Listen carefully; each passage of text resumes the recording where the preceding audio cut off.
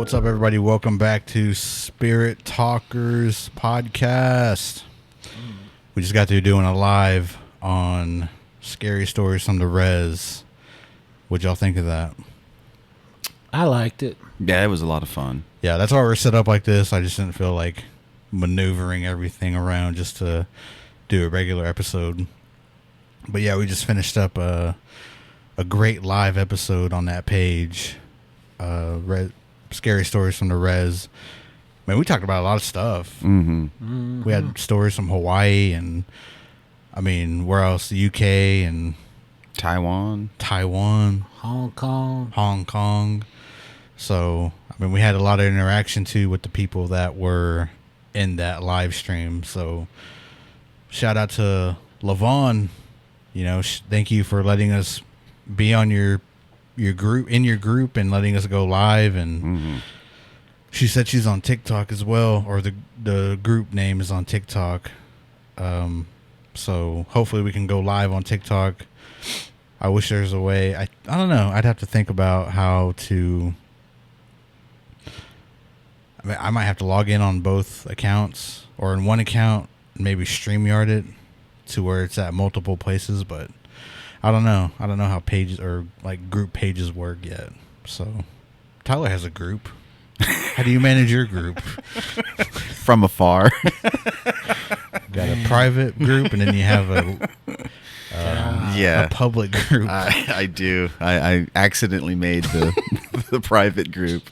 Dang. That's where them seedy stories, God. bad medicine stories are. Dang. They're tucked away.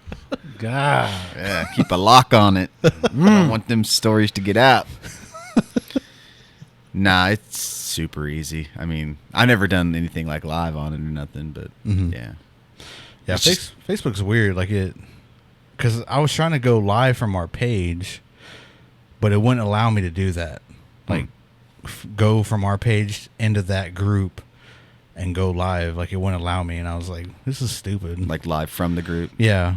So that's See, why I what just went live on mine. On mine, like I think the private one, like you have to create like an account, like a separate account for it, because then I can like switch accounts. Like I can either be Skoden Cinema or I can be Tyler Randall.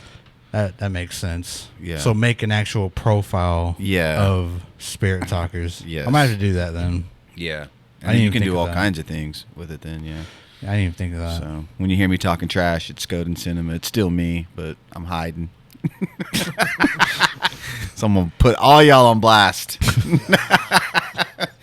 It's a Chris Hunka Hill.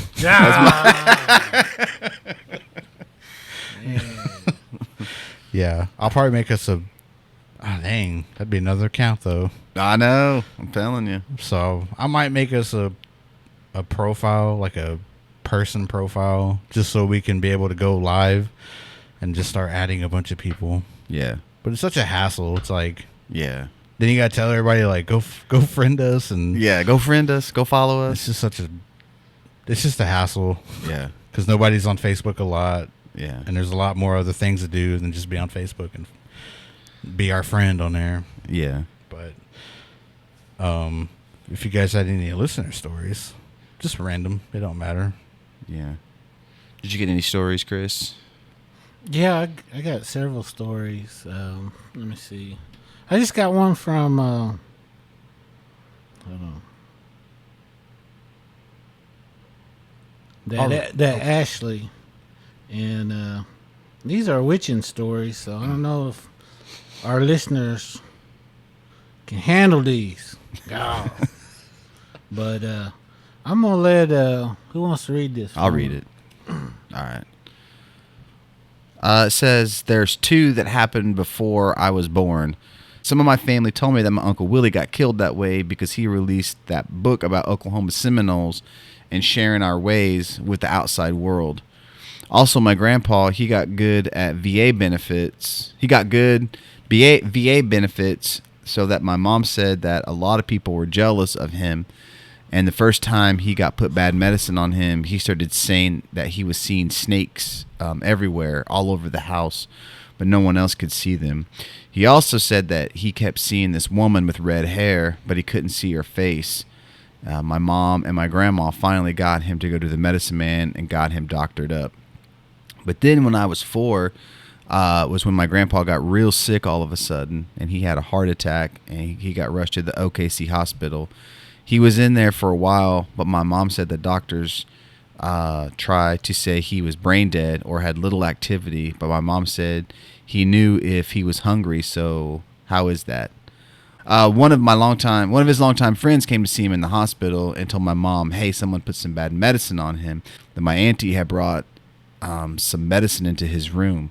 My mom said that he started to get better because of that. And then I guess a nurse or a cleaning person had come into the room to tidy up when everyone was gone, and they threw that medicine away. And my mom said then he went downhill and ended up passing away later on that day. Even though I was real young when this happened, it's still one of my earliest memories. After his funeral, there was this guinea on our front porch, and my mom had a shotgun and was on the phone with my grandma crying about what to do. And then you could hear other ones in the trees behind our house, and they were talking and laughing about what they had done to my grandpa. Dang. Oh, dang. She sent another story, so let's let. Also, I think my step grandpa be using bad medicine too, because he always wore this bandana that I think was doctored. When he used love medicine on my grandma, and he was a woman abuser and user, my grandma got real sick all of a sudden a few years ago.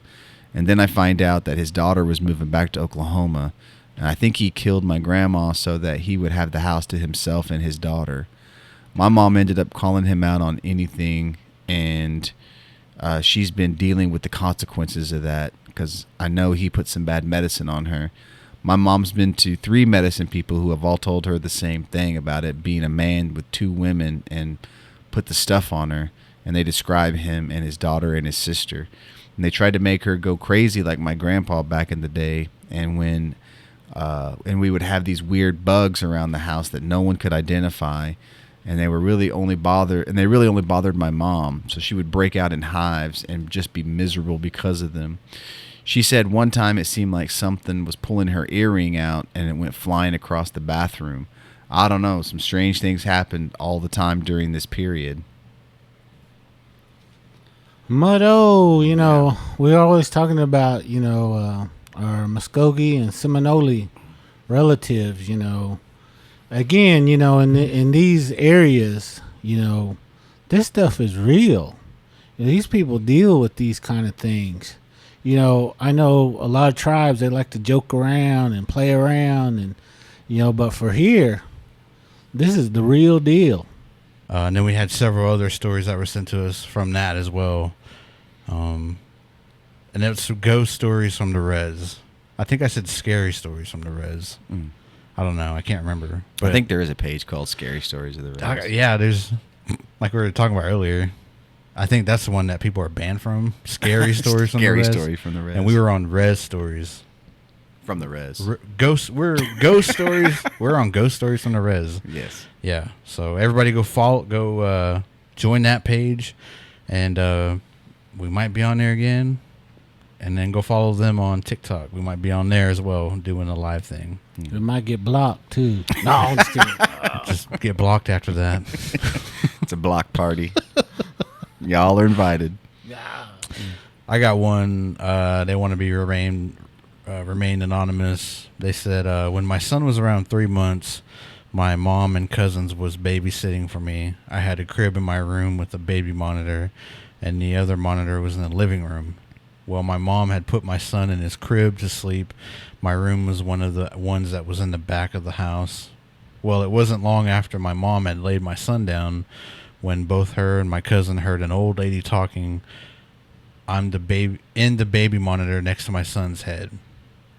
It was whispering, and she couldn't make out what she was saying. She ran back to my room, and no one was there. So she grabbed my son and never left him alone. Another time when we was living there, we had family come in for homecoming. Our house was packed.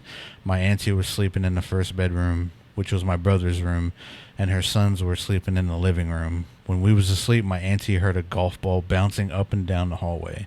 While she was hearing that, my cousin in the living room could hear something walking around in the kitchen. He told his brother. His brother told him it was nothing and that he'll stay awake until he falls asleep.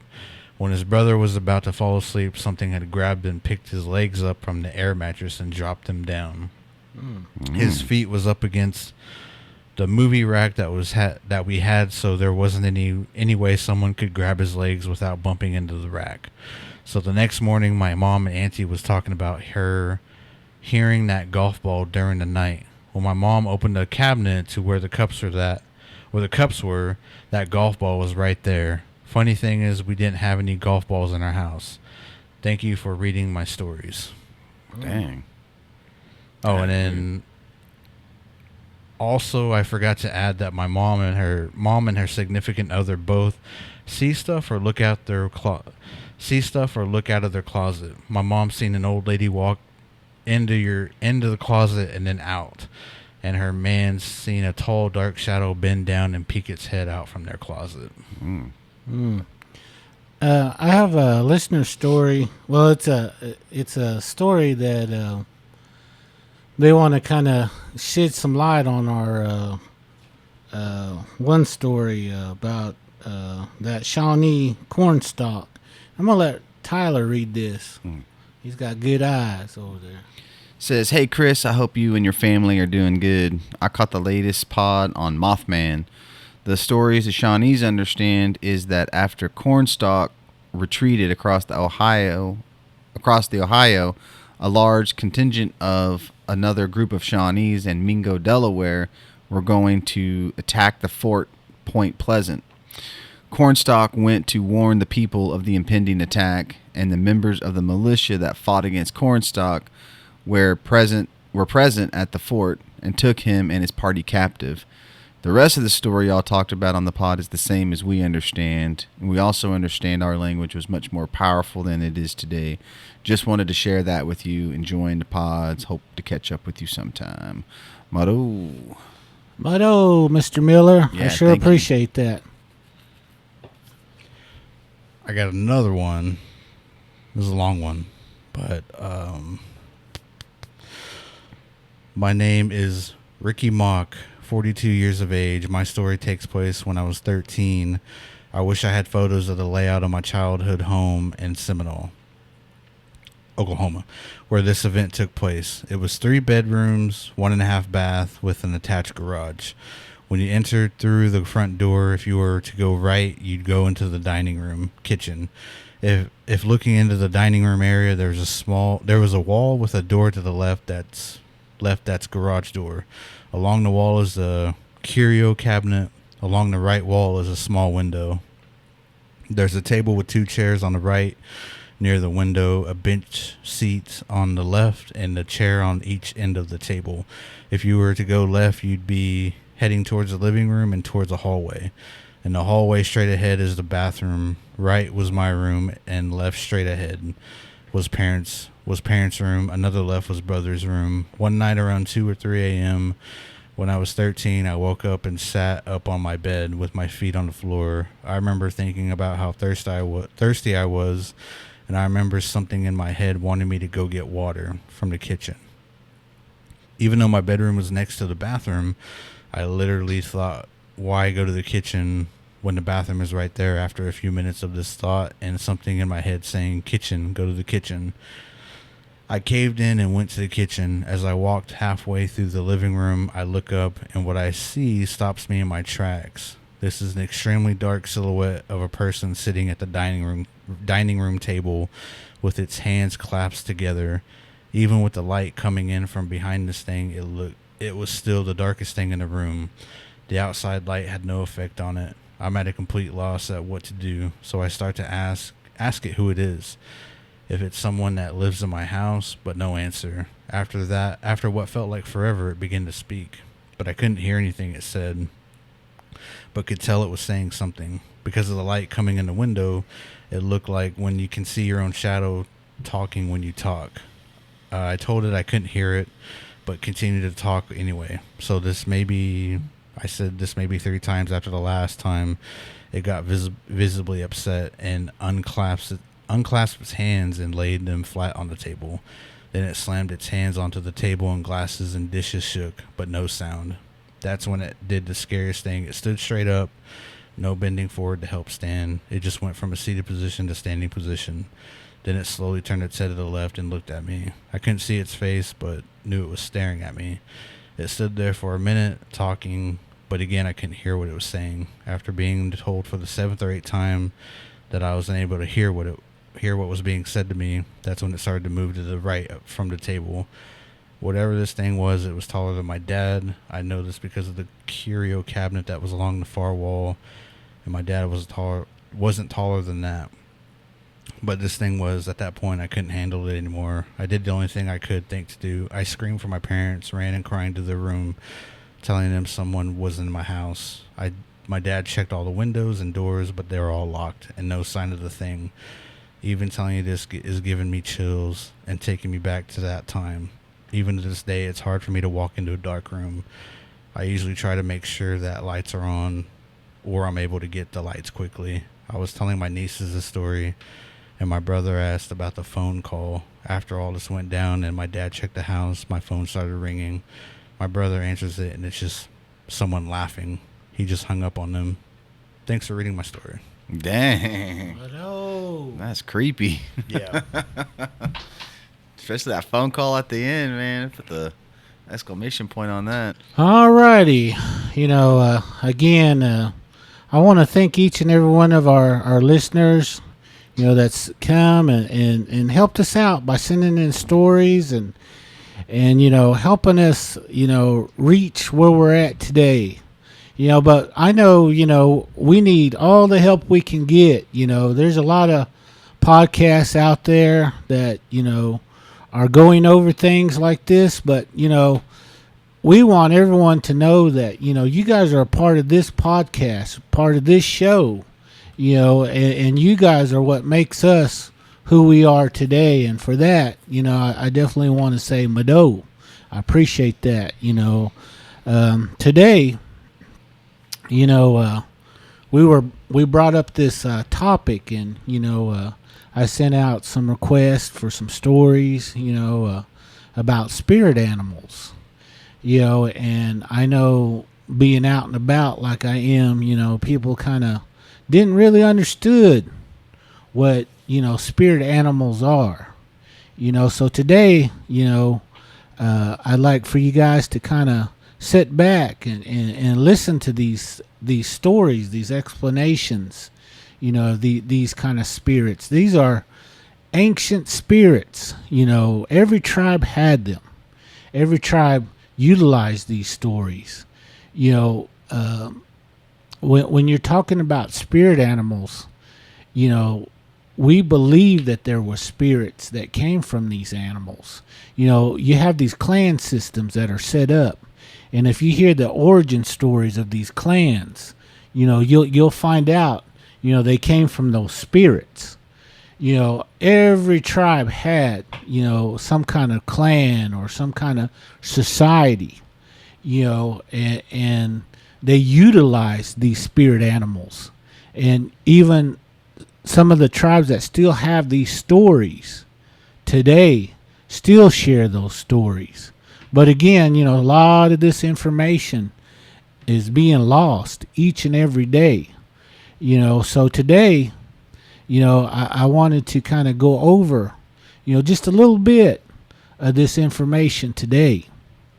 And with that being said, I'm going to go over to our Kiowa brothers. Our Kiowa brothers, down there in Carnegie and Anadarko, they have a dance they call the gourd dance. You see these gourd dance all over Indian country, up north, all around Oklahoma, down Arizona. Everybody argues who created this gourd dance. And I'm not here to argue or dispute, but I got this story from Warren Wheatone from the Kiowa Nation. He's a well-respected individual, knows his language, knows his culture, and he knows his history. So this is a story that came from him. And again, this dance, he kind of said, it started, around the 1700s. And in Kiowa, it is referred to as the Taipei, which means ready to go, ready to die. Kiowas believe that this dance was given to them by the Red Wolf. The Kiowa, it started by a Kiowa warrior became separated from his group. After traveling for days, this warrior became weak and hungry. Near his fatal hour, he heard some singing in the distance. He followed this sound until he came to the top of a hill. On that other side of that hill stood a red wolf.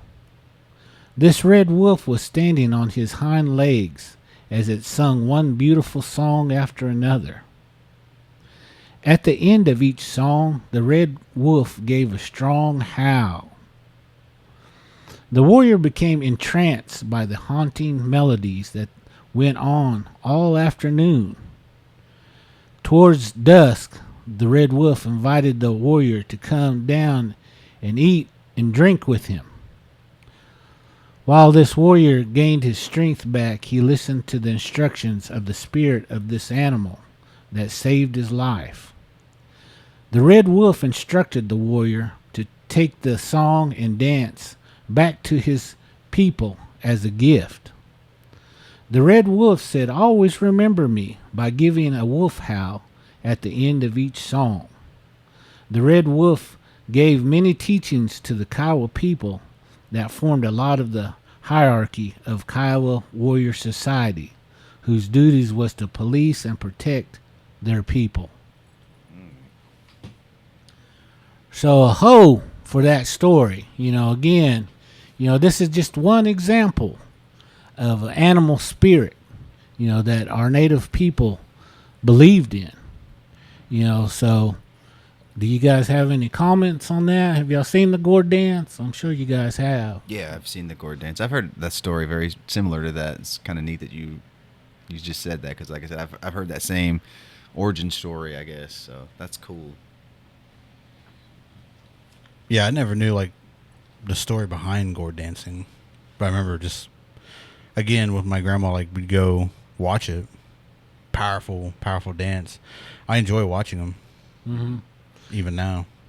I had heard that story, a while back, and then when Warren came over, we were doing a practice on learning gourd songs, and he came over and was, telling us this song and that song. But before he did that, he told us that creation story.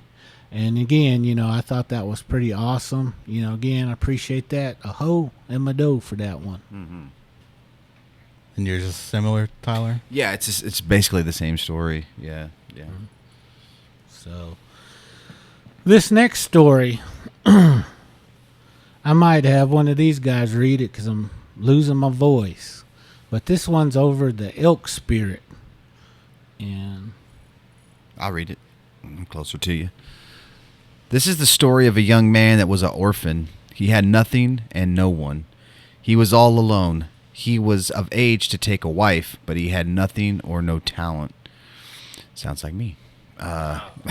Just kidding. No, Tyler. Just teasing. But he was a good young man and always helpful. If he was lucky to get game, he would share it with others that had nothing. He always prayed to the Great Spirit for guidance. He was alone and very lonely. One day, all the young men, including himself, stood outside their lodge, while all the parents of the young ladies came to discuss the courtship ceremonies. These ceremonies could last a long time. It was time for the young men to prove that they could take a wife. A lot of negotiation was going on during this time, but no one came to his lodge. He was very shamed and sad. When everyone went into their lodge for the night, he went in his alone. Saddened, he began to cry.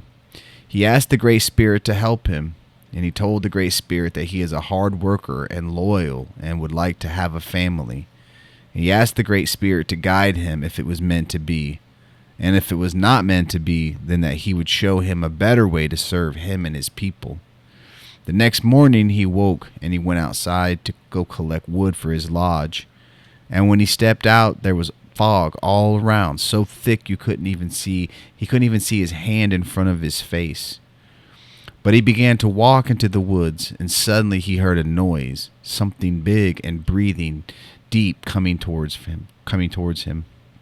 He stopped, for out of this deep fog stepped out the elk spirit, and the elk spirit spoke to him and told him, the Great Spirit has heard your request and sent him to gift you a song. This song is to help you get what you are asking for is a mate. What you're asking for is a mate, a good and true mate. But this is only used this one time only, for you do not abuse it. Once you have chosen your mate, you must never use it again. There will be a curse on you if you abuse it. And the elk spirit sings this beautiful song and then tells him to sing it once the sun rises tomorrow morning, and your request will be granted. The one you choose will be faithful and true, and to treat her good and to take care of her. And he goes back to his lonely lodge, and he sits inside praying and thanking the Great Spirit till the next day. Morning comes, and he steps outside while the sun begins to come out. He began to sing this elk song, and everyone in the village came out of their lodges, and all the young ladies come to his lodge. Even young ladies from other villages came over. And he sings this song until noon, and when he stops, he opens his eyes, and he has all of these young ladies standing before him. Many of the fathers come to him and tell him about their daughters, and many days he finally decides on a wife, and they began to start their own village together. Mado. Oh, that story, I know it is from the Siouan people. I'm not going to say which Siouan tribe, because they all have a version of this story. Some believe it's a song. Some believe it's a medicine. Some even believe it's a incantation.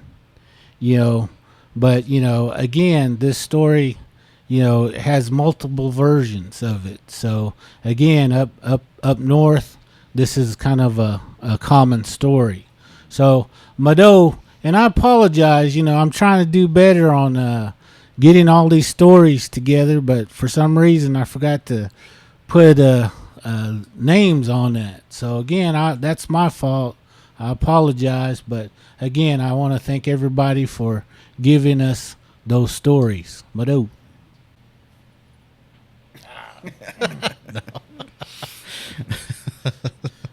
But yeah, you'll always hear that elk. A lot of people joke about that. Elk is the one that makes that love medicine. So, to me, that's pretty funny. And I know you go up north, a lot of those guys, they don't joke about that kind of stuff. So, I know some of them do, but a long time ago, they wouldn't joke about that kind of stuff. I mean, that was some serious stuff. So, the next story I was wanting to talk about was the buffalo spirit. Again, there's several different versions of, this buffalo story, and some are varied quite a bit, and then a lot of them, they're kind of similar. They have a group up north, they call them the Buffalo Nation. So again, this buffalo spirit came to the original Siouan people when they were in a very bad and pitiful way. They were hungry and cold. They saw their people getting sick and dying. Their spiritual leaders prayed for comfort and help. Wankantonka, the Great Spirit, heard their cry and sent Buffalo Spirit to them. This buffalo would give up his life and teach them how to make shelter and how to feed and doctor their people. Today, they are known as the Buffalo Nation. In Indian country, again, there's prime examples of these spirit animals. And this is what I was requesting, and again, I appreciate, these individuals sending in these stories, because these are traditional stories from their people. You know, and again, there's different variations. So I know everybody's gonna say, "Oh, that ain't right. That ain't how it was told to me," or you know. But you know, there's different versions of it. So we'll just say that much. Here's a woodpecker story of the woodpecker spirit. I'll let Russell read that one. A long time ago, a young man was courting a young lady. It was time for her to go to her father and ask for his daughter. He brought blankets and a few horses to her father and asked for his daughter. But he said no. There's another more suitable for my daughter, and he brought many blankets, many horses, and war clubs and tools. So I have given her to him because he can provide the best. The young warrior was heartbroken but walked away. He went into the woods and sat there for days, not eating and crying. He began to talk to his creator and asked if this was the way it was supposed to be. He loved this young lady with all his heart. He could not think of anyone else to love. And the tree was a woodpecker's spirit. It began to talk to him. It said, "Young warrior, the creator sent me to help you. He wants you to know life isn't always easy, but with hard work you can succeed." The woodpecker said, "Do you really want her? Are you willing to listen and to do what I say?" The warrior said, "Yes." The woodpecker said, "Take that dead branch from that cedar tree and clean all the bark off of it till it has smooth sides." The young warrior did as he was instructed. The woodpecker spirit told him how to hollow it out. The young warrior did as he was instructed. The woodpecker took the hollowed out branch and drilled holes into it. Then the young warrior told the young warrior to take one of the cedar chips and tie it on the short, thin end of the branch. The young warrior did as he was instructed. The woodpecker spirit said, "Now listen, the creator is going to teach you a song, so just listen to the wind." The wind began to pick up, and a sad but beautiful melody came out of this branch. It played for a long time, then it stopped. The woodpecker spirit said, "No, it is your turn to play that tune." So the young warrior picked up the branch and began to breathe through it. He played this sad melody repeatedly. He played it till he heard a noise in the woods. It was the young lady that he was courting. She asked him, "Why are you playing this sad song?" He said, "Because I lost you to another." She said, "I heard this sad sound and I wanted to come see it, and it was you." She said, "This is not true." She said, "That is not true. What my father wants is not what my heart wants. I choose you." They married and raised many children. This warrior taught all his children and anyone that wanted to learn how to make this flute a hope. Again, you know, several tribes up north, you know, they have different versions of this story, you know, so, you know, again, these are examples, you know, of how natives looked at animals. You know, you hear a lot of people saying, well, animals can't have spirits because they have no soul.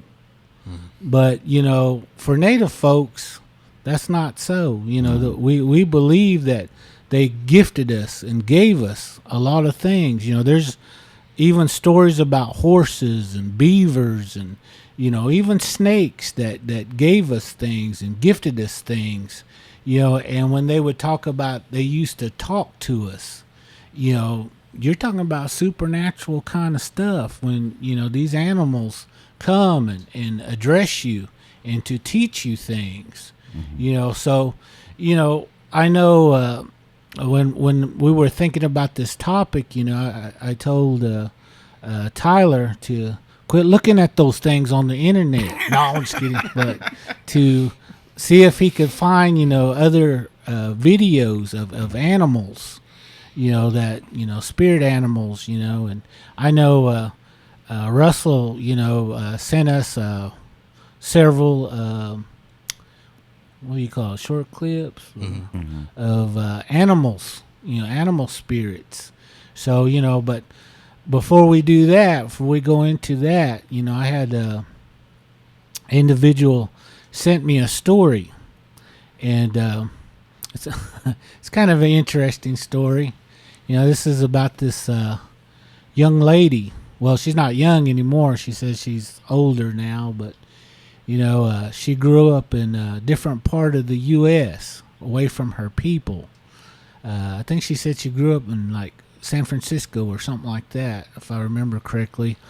But anyway, she said they lived out in the outskirts, of San Francisco. And kind of where they lived, it was still kind of, little communities here and there. But for the most part, there were, animals, that would come. And she said she was in college, at this time. And, she wasn't living at home. And she had like a little shack out kind of towards the wooded area. Anyway, she said she saw this little kitten out on her back porch, and it just looked pitiful. And so she ran inside and, got some food and water, and she took it out there and she fed it and took care of that little kitten. And it was a little black kitten. And it scurried off, ran off. And every morning she'd go out, look for it, put some food out, some water. And it was getting bigger, and, she got to play with it and hold it. And, even would take it inside, and let it sit on her desk while she studied, And then towards evening time, she'd let it out, and run around. And she said, but the older it got, it started quit looking like a cat. It started kind of looking different. And she said, but before she knew it, after a while, it started to get that streak down its middle. And she had a boyfriend that, she was courting. He finally come over and was hanging out. And she goes, oh, I need to go feed my kitty. And he said, well, I'll do it. She said, well, just put some of that meat on there and put that bowl of water out there. So he went, opened that door, and sure enough, that thing was waiting, and he screamed. He said, man, you got a skunk out there. You got a skunk, And he said, give me a broom. I'm going to run it off. And she goes, no, that's my kitten. That's my kitty. He said, that ain't no kitty, that's a skunk. And anyway, she got on to him. She said, well, you leave it alone. She said, that belongs to me. He's mine. And so, he moved on, I guess you might say. But, she had that relationship with this animal, with this skunk, and she realized, afterwards that, yeah, it was a skunk. But, she had that relationship with it, and she said, it finally, died.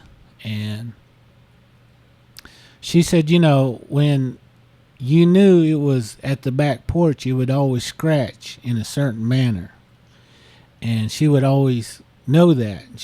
When she would hear that, if she forgot to put something out or forgot to let him in, she would hear that scratch. And, after she knew it passed away, she buried it in her backyard. The next morning, she heard that scratching. And she said she lived there for about 2 or 3 more years at that residency. And she said every now and then you would hear that scratching. That's weird. That's pretty cool. That is cool. I thought you were going to say it started turning into like a human. I thought you were going with that story. I did actually, because you said like it had this white streak, but I wasn't thinking of skunk. I was thinking of like, oh man, it's going to, I don't know what's coming next. Gonna be Uncle. I don't know if it's gonna be. Yeah, I was like, I thought, and then when you said the guy looked at it, I thought you said there's a little man or like something. So he's gonna recognize scary, like something like that. I was waiting on that, but it just turned out to be a skunk. So, but not a skunk, a ghost skunk. Yeah, I know it. That's cool though. That is an awesome story. Because people always like. I mean, you see it on TikTok too. Like, there are people that take care of raccoons now.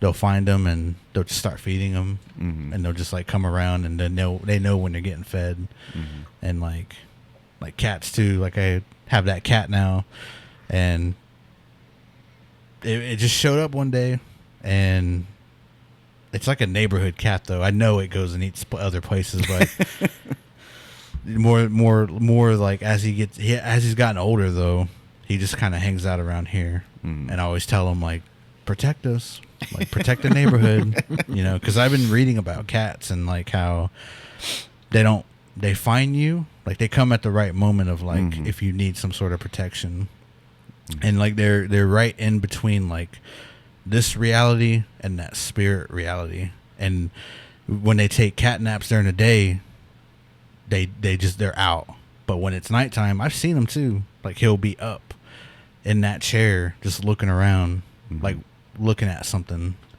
and like because I'll just check on him and he's just like looking, and then like it's like he doesn't sleep or anything, and I'm just like, dang, because we live by that cemetery too, and so I'm like, dang, he's seeing something.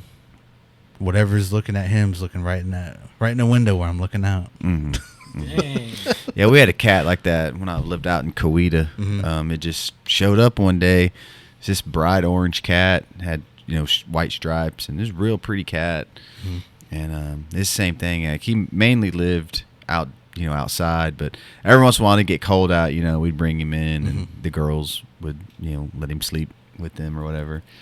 But yeah, you want to talk about a guard cat, man? That thing was all the time getting stuff. I can't remember. It was probably midnight, 1 o'clock. I was out watching TV in the living room, man, and I heard just like this roar. I mean, it was just like going to town. I was kind of nervous, man, about going out there and seeing what it was. So, anyway, long story short, next morning I went out there. Man, it was a bunch of feathers. I don't know what it was, but there was a pile of feathers and just like innards, like so whatever it got, man, it was like it ripped it up. And so I think I told the story before, but we ended up losing that house, and we moved to Broken Arrow, and we lived off this back in this. I swear this house was cursed. It would be another good episode, but we lived in this house behind Main Street in Broken Arrow. And we brought the cat, and they said like, well, you don't want him to like, you want it, since you bringing a cat to a new place, you don't just let him go because you don't know where he's at, so you want to keep him around the house. So we didn't let him out for like almost two. I mean, we let him out, but whatever. But we keep an eye on him is what I'm trying to say. Like let him go off on his own. So we kept him inside the house for probably about 2 or 3 weeks, just so he could kind of get his surroundings and his new bearings, and like, this is where you live now. You don't live in the old place. And I remember that night, we had this big wraparound front porch, and I took that cat and I said, and we named him Thomas. I was like, all right, Thomas. I said, this is your new home. I said the same thing. I said, go protect us, And I said, be cool. And then I put him down on the steps. It's almost like a scene out of a movie, man. This cat just kind of like walked, and then he stopped right in like the street light, and he looked back at me, and I was looking out on the porch, and I said, be good. And man, as soon as I said that, he turned around and just took off in the dark, and I never saw that cat again. He was gone. And I mean, we lived in, like on Main Street. You figured you'd run into him, but like, he was gone. Like, whatever he went, and he never showed back up again. So it's kind of cool. Like, he came in and just ghosted out, Yeah, I've been reading, like, they protect you, like, spiritually, and dogs will do it physically. Dogs can still see, like, that realm or whatever, but they're more of, like, physically here, and they protect you physically. And they say it's, like, always good to have a cat and a dog.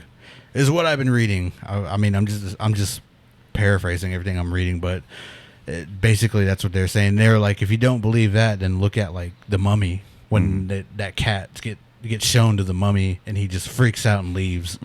And it's like, oh, okay, that's like I didn't get it as a kid, but that makes a lot of sense now. Yeah, he was a bad spirit, and that when they showed the cat to him, he just like freaked out and went off in the wind. Yeah. Or whatever he did. Yeah, you see those cats, on those hieroglyphics, they were those talking about that too. Hieroglyphics. So, I mean, they were prized animals even back then. They were already domesticating those things, back then. When you talked to your cat, did he meow at you? Nah. He knew you were talking to him? He knew I was talking to him. Yeah. Because I said, be cool, and then he kind of like purred up. And like I said, then he kind of started walking down the steps. Like we said, we had this wraparound porch.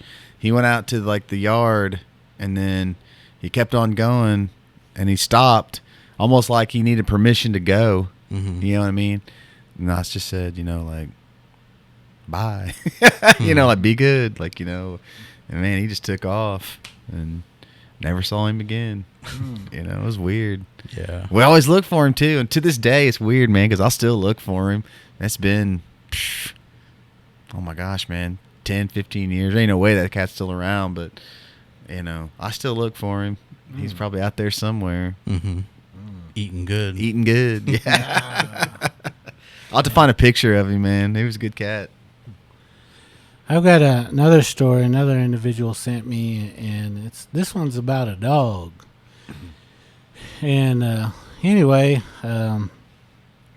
this individual, he got this dog when he was in middle school. He was having, trouble.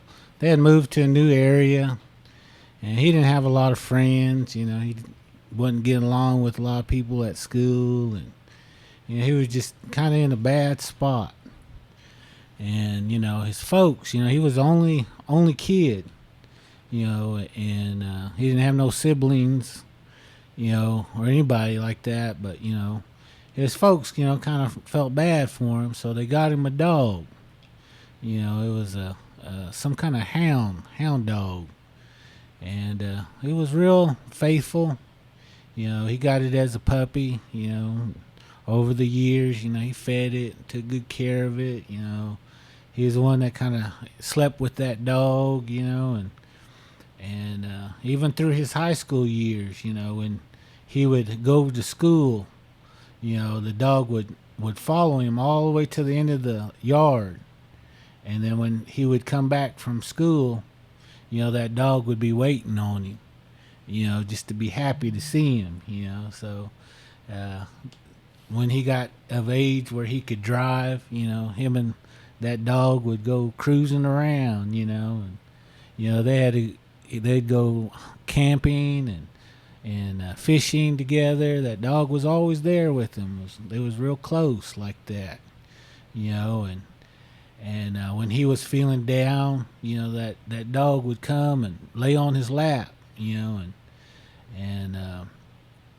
every night before he would go to bed, that dog would just jump up there, and lay at the end of the bed, and anyway, they had that good relationship like that, and that was his friend. That was his best friend, and it was time for him to go to college, and he said, he went away, and his, first week, and he'd call home and was checking on his dog, and his mom would say, that dog would be crying for him, just be lonesome. Made him feel bad. So on the weekends, he would always come home, to, hang out with that dog, and he said, there was times that, he wanted to stay on campus, but, he never was too good at, socializing and stuff. So, he was always kind of a loner, he said. But, him and that dog, they were best of friends. He could tell that dog anything and everything, and that dog was always there, loyal. And he said he went away to, he would come home on the weekends, but, come Sunday, he would go back to his dorm. And he said this one day, he went back, and he just had a nightmare that, his mom called him, was crying, with bad news and stuff. And anyway, he was feeling kind of down, so he called home and talked to his mom and was just seeing if everything was all right. And she began to cry, and she goes, "Well, hate to tell you this, but your dog got out. You know, he was looking for you. He got hit by a car. You know, and you know, so we're taking care of him. You know, your father, you know, buried him in a good way. You know, and he said, boy, after that phone call, you know, that was his best friend. So he just couldn't help but just begin to cry. You know, and put that phone down, and you know, he was just feeling bad. You know, and about that time, you know, he had his hands over his eyes. He felt something jump on his bed and stand right beside him. He looked up. There wasn't nothing there. And he said, you know, for a long time, when he would sleep at night, he would feel that dog being at the end of his feet. You know, so that, you know, that story, you know, if you go like on the internet, you know, stuff, there's a lot of people that'll say that. They'll have those phantom feelings about those animals long after they're gone. Mm-hmm. So, you know, I don't know whether to, you know, believe them, but to me it makes sense. It made me cry, Chris.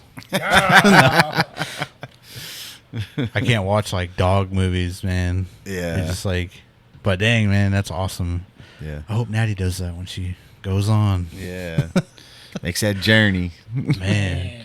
Across that rainbow bridge. No. She'll be 9, man. It sucks to think about like getting older and stuff. Yeah.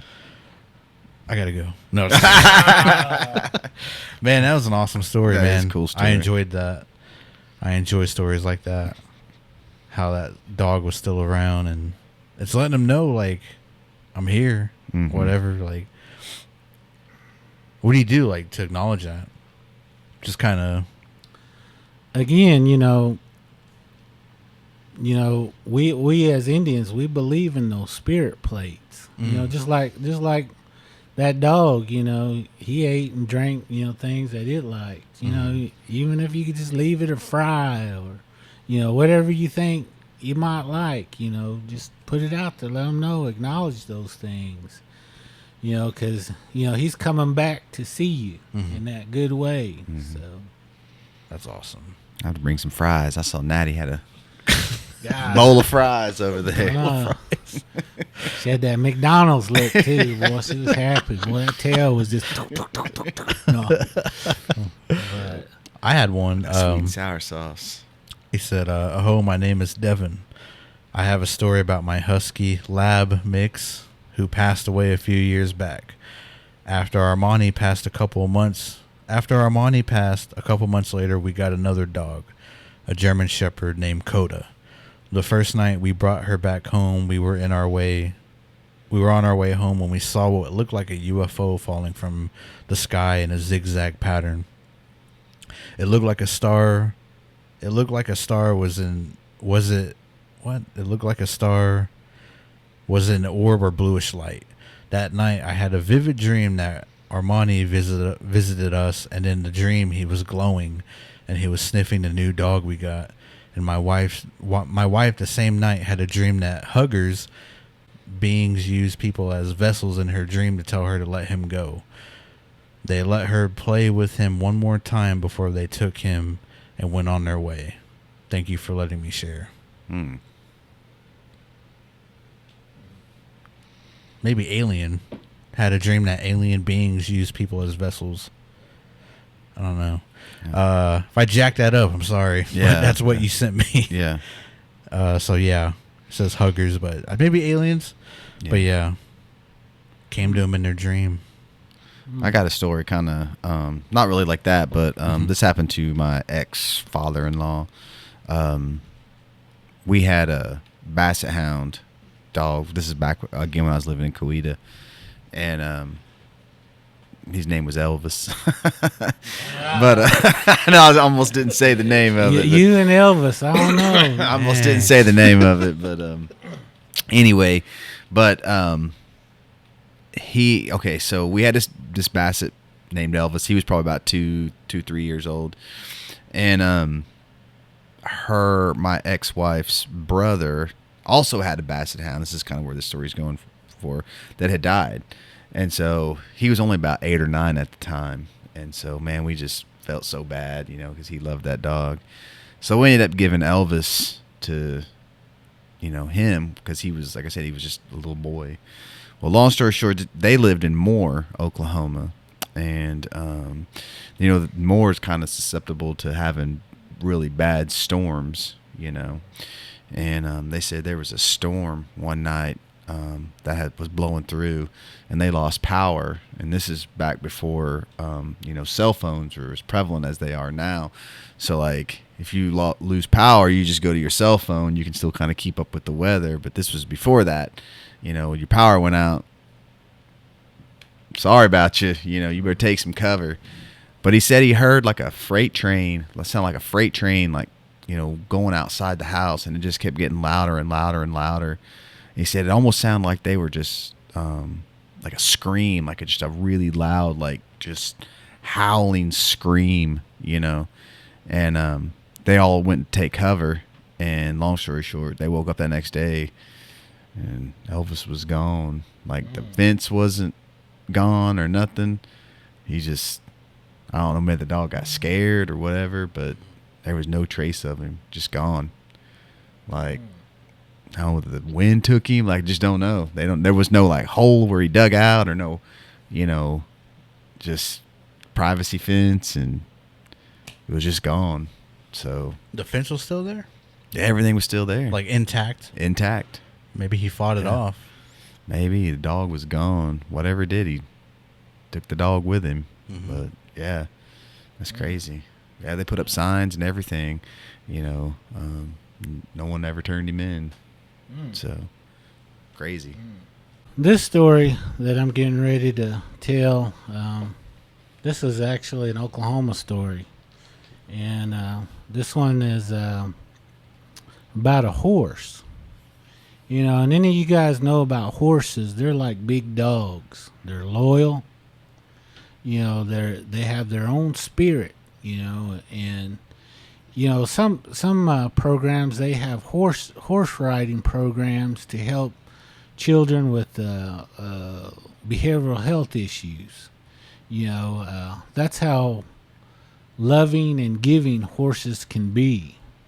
Just wanted to say that much, for you to understand this story. Horses they know when people are good people, and they know when they're not so good. They always say, if you're in a bad mood, they'll kind of cheer you up, and there's something about riding that horse that, children just love, kind of soothes them, and helps them focus. So just saying that much about that, so you can kind of understand this. This young girl got this horse, this female horse, and she was young and it was young, so she took care of that horse, and that horse took care of her. Again, they had that bond that an animal and a person can have. She'd go out and feed and comb it, and then when it got of age where she could ride it, they would go on long rides together, and again, she could tell that horse, everything she needed to, get off her chest, and it was a good pet. She loved it and it loved her. They were good, and when she was sick, they would say that horse would always face towards her room, like it knew, like it wanted to go over there. Sometimes when she was, sick, wasn't feeling good, that's all she would want. She'd worry about that horse, and anyway, she loved that horse. And, sometimes, she would go out and sleep where that horse was at, and that horse would always, be right beside her, and again, they had that strong bond, that strong relationship, and she was we call it barrel racing, and her folks were teaching her how to do that, and stuff. So she was, got in that arena with that horse, and they'd go around, different rodeos and contests, and she'd win some, then she would lose some, but what mattered to her was getting to ride that horse, being around that horse, having those good times, and she went to a race, and the field wasn't properly taken care of, and she was one of the first few riders to go in this contest, and she went around that first barrel and something happened and it caused that horse to hurt its leg. I guess that's where they call it, make it lame. And that horse was in a lot of pain. And her uncle said, that horse is in pain. She said, and there's nothing we can do about that. So we're going to take that horse out. I'm just telling you right now. And she began to cry and, try to fight her uncle, not to shoot that horse. And, her mom had to come and restrain her, because, that was her friend. So, her uncle said, I got to do it because that horse is in a lot of pain. You can't let it be like that. Let it suffer, And so he laid it to rest, and that just hurt her, just broke her heart, and a few days after that, they took it out and they buried that on their property, that horse. But she said every now and then she could feel a wind or a breeze that went by, and it had that same feeling of that horse. So she always knew that horse was, even after it's gone, it was still checking on her. And sometimes late at night in the darkness in that field, she could hear it nickering. That's a good one. I like that story. I hear about horses too, and they're just like big dogs, Yeah. like you were saying. And I don't know. I haven't gotten to ride a horse yet. Have y'all? Tyler? Yeah. Let's go ride one. Scared. I want to ride one. Like, I don't know. The only thing I'm scared of is like just getting bucked off, I guess. Yeah. Because I'm a lot older now, and I don't know. It just take me a long time to heal. Don't heal up like you used to. Yeah. A lot of times they'll I used to work at Perkins with those Ioways. They had a horse program, during that time, and we used to have youth come out, and we'd have them ride horses. But they used to introduce them to a horse. They would know how to match those guys up with those horses, and there'd be a lot of how you say, you just didn't go jump on a horse, if it was your first time. So they kind of got you introduced to the horse, and then I was cracking up. I don't know if I should name him, but I'll just say Coleman came out there to visit me, and he was a young guy, and he was really wanting to ride that horse, and they got him used to it, and they trained, they teamed him up with this one horse, and they kept saying, well, when you get on there, don't get scared, he'll take care of you. That you have to trust in that horse. And Coleman, he was kind of a squirrely guy anyway, so he got on that horse, and I was walking him around with that horse, and kept asking him, you all right? You all right? Yeah, I'm Lakota, so we're horse people. We know that kind of stuff. I said, all right, guy. And I said, are you sure you're all right? He said, I'm good. He said, I'm good. I'm good like that. And, about that time, there was another kid, he was wanting help to get on his horse. So I said, Coleman, you all right? If so, I'm going to go over there and help that other young man, he kind of got kind of nervous, and he goes, "He'll take me over there with you." And I said, "Well," I said, "You're here." I said, just you're in this fence thing, so nothing can happen to you." And anyway, make a long story short, as soon as I walked away, I guess he got scared or something, because I heard him kind of go, "Oh my gosh." And by that time, that horse took off. But it was in a big fenced in area. And so that horse just took off and was just going to run in circles. But Dan Coleman tried to jump off that horse, got clotheslined by that fence. I was like, dang. So I thought you was Lakota, guy. No.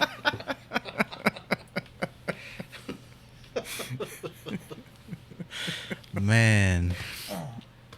See, that's why I don't ride horses.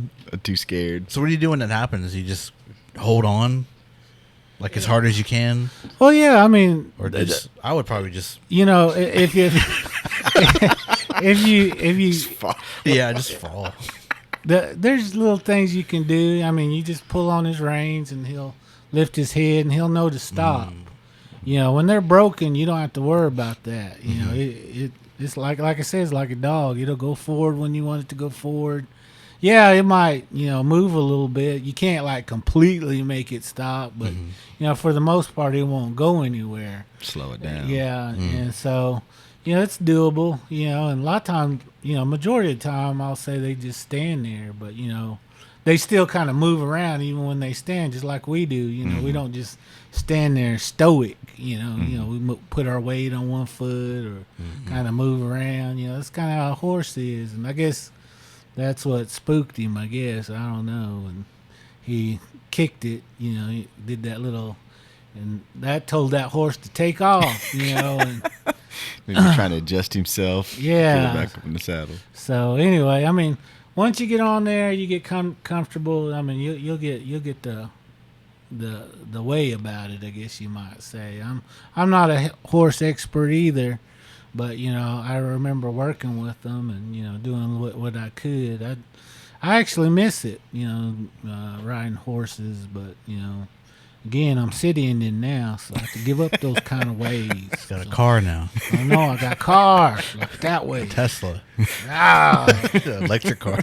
man. But you still got that bow in your walk, though. There you go. Still got that strut, boy. So y'all see me, y'all know who I am. No, I'm just kidding. Just gonna paint that picture for all the Annies out there, and you and your Wranglers. No, I was that real warrior. I just jumped on there like that way, boy. Leggings. There you go. That loincloth like that. I own that horse. Man, that horse had that good medicine like that. Do what Chris says. Don't do what I say. Yeah. Don't just follow the side. I thought about that when you were talking about that. I was like, dang, my foot will get caught in that foot holder and just getting dragged. Ah. Just pass out. Yep. Just take me. So don't do what I do. Man. If any of you guys own some horses, let us come out and ride some horses with you guys. Yeah. I'd love to learn. I'd love to do it. I mean, like, just get used to it, like you said, probably just like driving a car. At first I was afraid to drive, and here I am driving with my knees. Eating that burger. Eating that sandwich and texting. God. Watching YouTube. God. Putting that Arby's sauce on that sandwich. Man. Driving with his knees. Eating that Chinese food.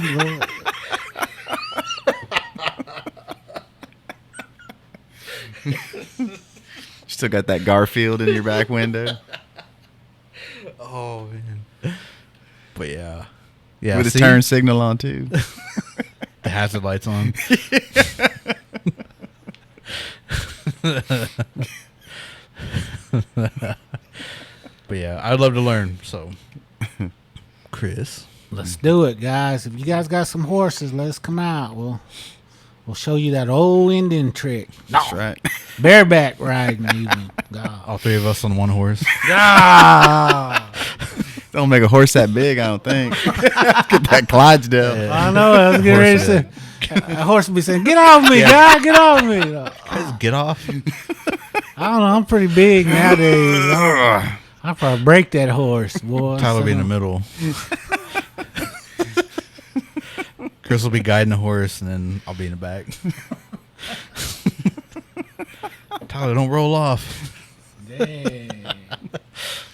The horse will be barely moving. He's breathing hard, too. Slap that inhaler in his mouth.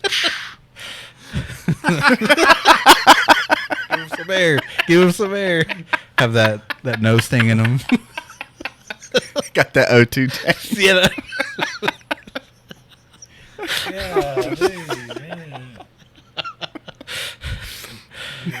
We get off of him. He's like shaped like a U. Then the owner come out. What are you guys doing? Got horses for everybody. Get out of here. Get off my property. That horse was healthy when y'all got here. So y'all broke him. Ah. Dang. Oh my gosh. We won't do that. Don't believe what we're saying. We won't do that. Russell hung up in the stirrup. Hanging upside down like Just that. bouncing along. just upside down. This how you do it? Just that head hitting the ground every time that horse trots. Hey, those Three Stooges. Yeah. And he's Pawnee, too. They're known for stealing horses, too. I don't know, man. Come back to that camp riding around like that. Got one. So your ancestors be just looking at you like,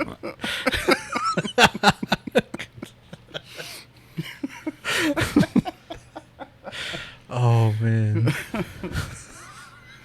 I won't do that.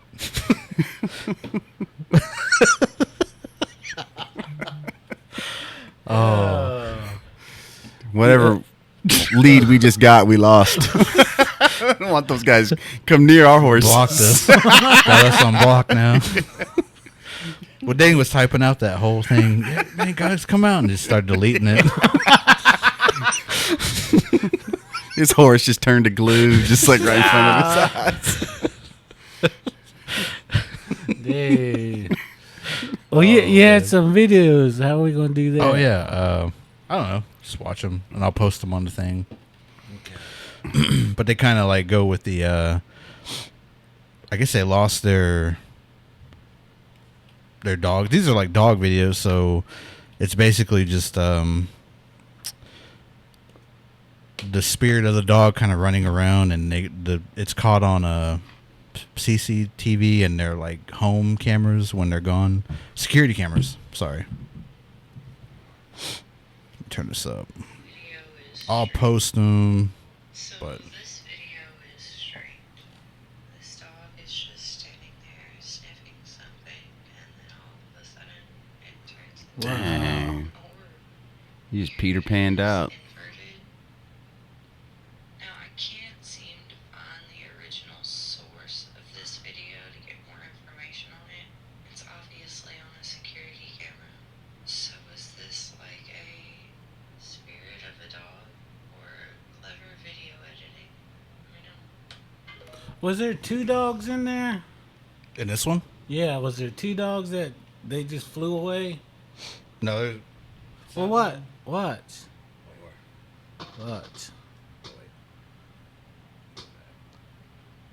So this video is strange. This dog is just standing there sniffing something, and then all of a sudden it See, turns what's that? an orb. It's whatever it's sniffing. Inverted. Whatever that And spot see- is, it's like see, sniffing it. See, it just flew off. That spot just flew. So there was 2 dogs there. Looks like there's something moving in the background. Watch it. So is this like a See, there's that one. There's the other one. Now that one flew off. Oh, and that other little orb takes off. You see that one? Yeah. So Mm. dang. I'll post it on here. But yeah, you'll just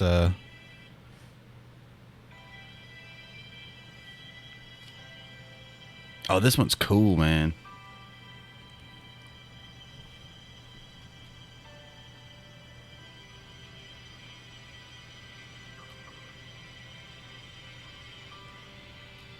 So that's the real dog, and that's the spirit of the other dog. I guess they're playing.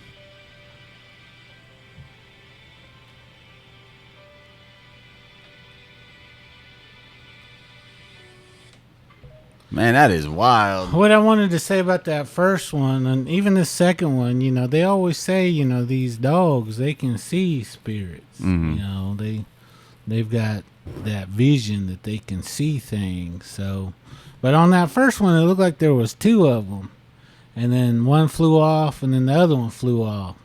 So maybe it was two dog spirits, you know, still playing around. Mm-hmm. You know, I don't know. And then this one was a dog and a dog spirit. Mm-hmm. And, you know, again, that makes sense to me. That's Mhm. cool. That's cool.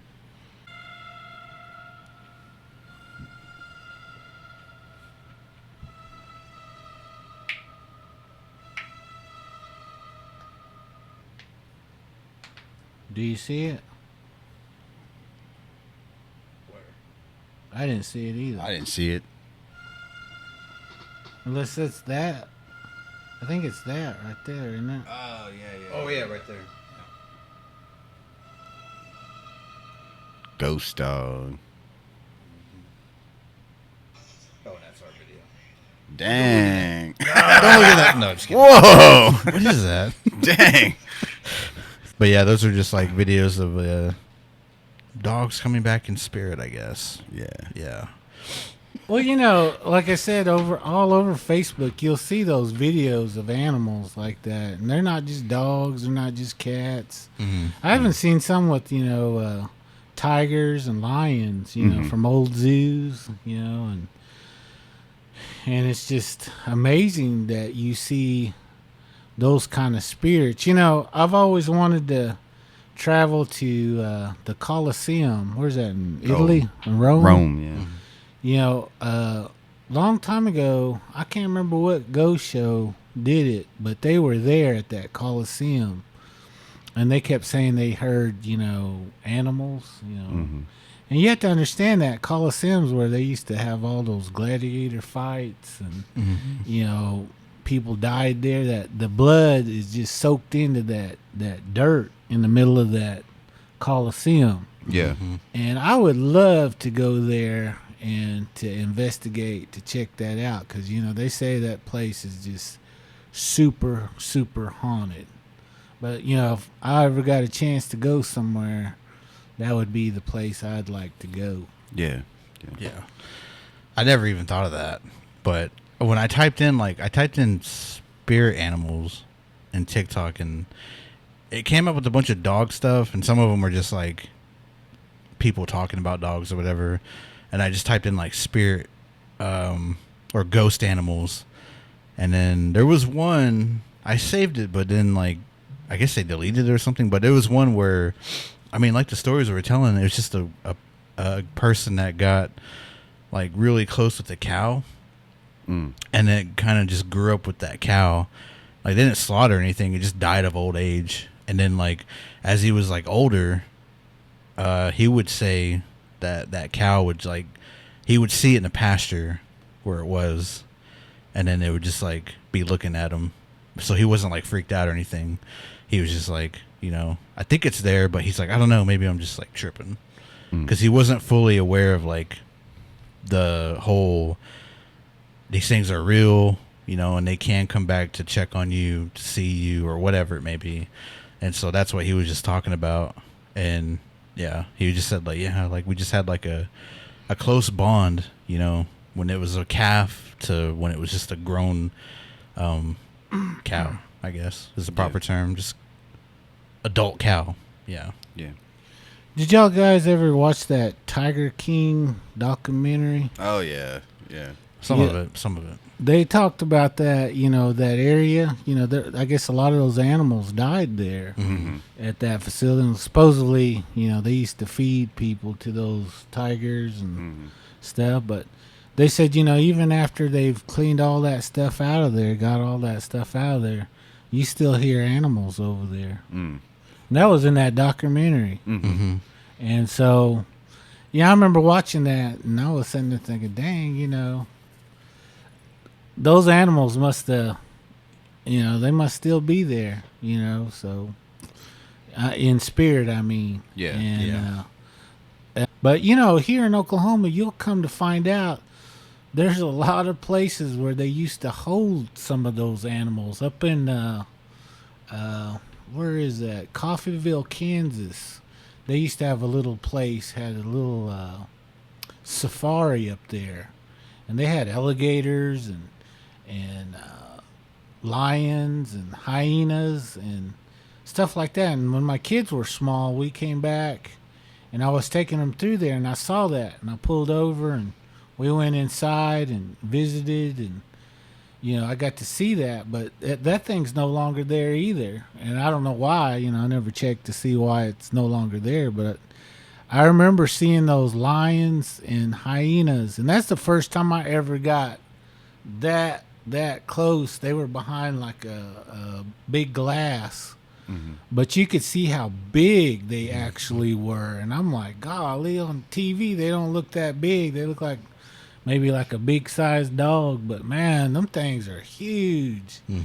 And I was sitting there going, wow, that's scary in itself. Yeah. They were talking about like lions and tigers, and like just seeing them on the internet or like TV. I mean, like in your mind, you're like, yeah, they're big, but how big could they possibly be?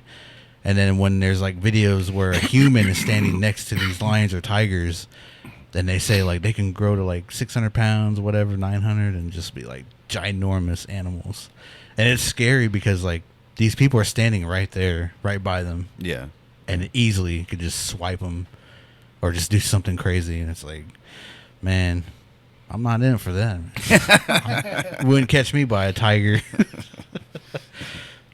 And I enjoyed this episode. That is a good one. It was a cool one to just kind of talk about animals and, the joy they bring to people. And let everybody know where to follow y'all. Oh, you want me to go ahead? Tyler Randall. You can follow me at Skoden_cinema on Instagram. You can follow me on Skoden Cinema on Facebook, and Pump Action_podcast on Instagram as well. You can find me at Christopher Honka Hill on TikTok, Instagram, and YouTube.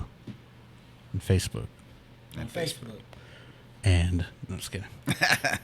Check me out, Russell Sun Eagle on Facebook, Rustamus49 on Instagram, Okie Podcast on Instagram, and check us out wherever you listen to podcasts. If you're new here or a follower from the very first days, man, thank you so much for sticking by us, hanging out with us. And by the way, man, I went to Cherokee Nation Holiday, and I want to shout out Clan Creations.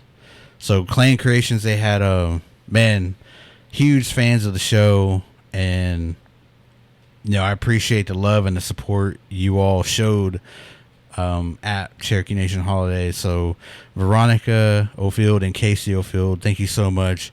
They own Clan Creations, and they are a small business. They do everything that they need to do. They don't have a Facebook right now, but if you go to our Spirit Talkers page on Facebook and my personal on Facebook as well, I posted them with their sign, and they got a number on there as well. If you need any custom work done, hit them up.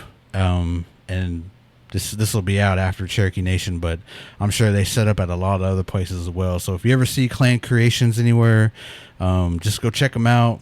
Support your local businesses and support your indigenous artists out there. And so I want to, just a huge thank you and a shout out to y'all, because I mean, you guys made my day over there. It was a great day, but I mean, just to feel that much love and appreciation for what we do, and just to hear the stories that, how it made y'all feel, you know, looking forward to the next episodes every other week, even watching the old episode just to get by that time that we, you know, that we post out stuff, man. That was amazing to hear. And so, man, I appreciate that.